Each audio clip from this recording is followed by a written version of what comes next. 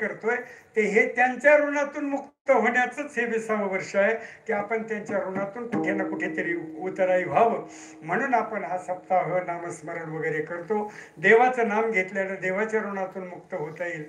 साधू संतांचं नाम घेतलं, त्यांची जयंती पुण्यतिथी केली तर त्यांच्या ऋणातून थोडं मुक्त होता येईल. आई वडिलांच्या ऋणातून कधीच मुक्त होता येत नाही, तरी सुद्धा प्रयत्न करणं गरजेचं आहे आणि मग तो प्रयत्न आपण केला पाहिजे.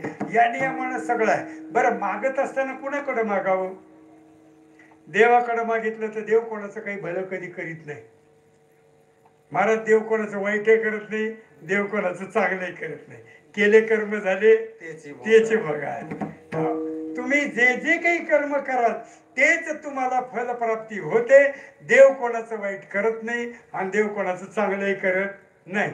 तुम्ही अजिबात असं समजू नका की मी लय चांगला वागलो म्हणजे देव माझं कल्याण करेन, अजिबात नाही. बरं, गंमत सांगू.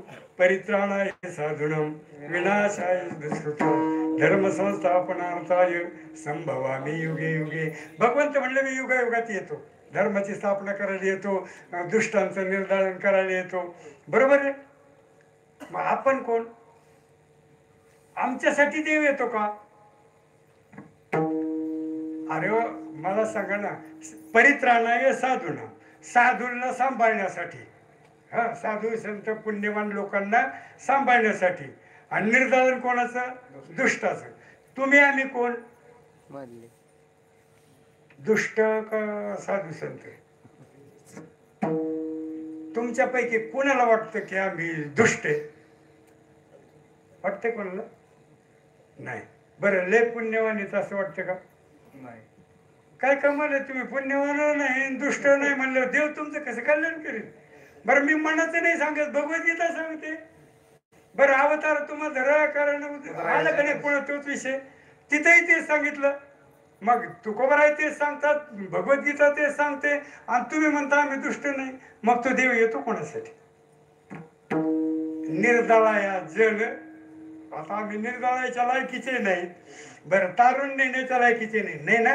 मग याचा अर्थ लक्षात ठेवा, आपण मधलेच आहे. आपल्यासाठी देव येत नाही. आपल्याला एक तर पुण्यवान व्हावं लागेल, नाही तर अतिरेकी व्हावं लागेल. काय व्हायचं? आपण अतिरेकी होऊ शकत नाही. अहो, हातात कुऱ्हाड दिली तर असं करते ते काय, ते आपल्याच्यानं शक्य नाही. मग चांगलं तरी व्हायचा प्रयत्न करा ना. चांगलं तरी व्हायचा प्रयत्न करा.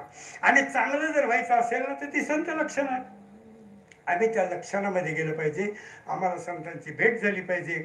मग संत ओळखता आले पाहिजे.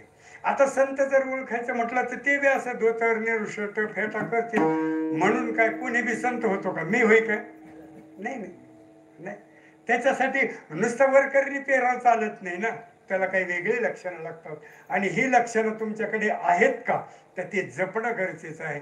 बरं, तुकोबारायांनी एका अभंगामध्ये दोन्ही तिन्ही चरणामध्ये वेगवेगळ्या पद्धतीने सांगितलं. ते म्हणले दह्याचं जर घुसळण केलं तर त्याच्यात 2 पदार्थ निघतात. कोणते? ताक आणि लोणी. 2 पदार्थ. जसं माणसं येत ना, तुमचा जन्म झाला तर कोणी ताकासारखी कोणी नाही. एका मुले दोन्ही मागू नये. तुकोबाराय म्हटले ते असं म्हणलं दयाची अंगी, हो दयाची अंगी निघे ताक लोणी. एका मुली दोन्ही मागू नये. हो, असं होतं का? मला का नाही तुम्ही ताक राहू दे तुम्हाला आणि मला मोरोभर तेवढं ते लोणी द्या आणि द्या 5 रुपयाचं म्हणलं तुम्ही देणार आहेत का? नाही नाही, एका मध्ये नाही. बरं, पृथ्वीची अंगी हिरा गारगोटी. पृथ्वीकडे हिरे आणि गारगोटी वगैरे दोन्ही मिळतात म्हणून काय गारगोट आणि हिरा दोन्ही एका किमतीत का? नाही. अगदी साधू संत तसेच आहेत. म्हणजे हे झालं वरकरणी दिसायला, परंतु जरी दिसत असले तसे पण काही आंतरलक्षणं आहेत. आणि ती आंतरलक्षणं जी आहेत ना ती काही वैशिष्ट्यपूर्ण आहेत. बरं, म्हटलं ठीक आहे, आंतरलक्षणं वैशिष्ट्यपूर्ण आहेत, मान्य आहे. पण या लक्षणात बसणारे संत आहेत ते आम्हाला भेटल्यावर आमचा काय फायदा आहे की नाही? पुन्हा तो विषय येतो, आमचा काय फायदा? ते त्यांचं भजन कीर्तन करते, त्यांचं पुण्य त्यांना, आम्हाला काय?